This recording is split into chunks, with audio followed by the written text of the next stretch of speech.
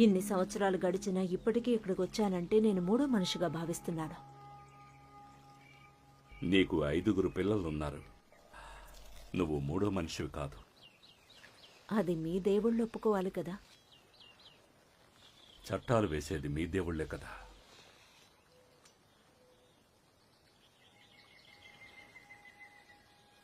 దయచేసి నన్ను క్షమించు ప్రియతమా. చెప్పు. ఒక కాకి సందేశాన్ని తీసుకొచ్చింది. జాన్ ఆరన్ మరణించారు. ఏదో విషజ్వరం అంట. ఆయన మీకు తండ్రి లాంటివారని నాకు తెలుసు. మరి నీ చెల్లి పిల్లాడు?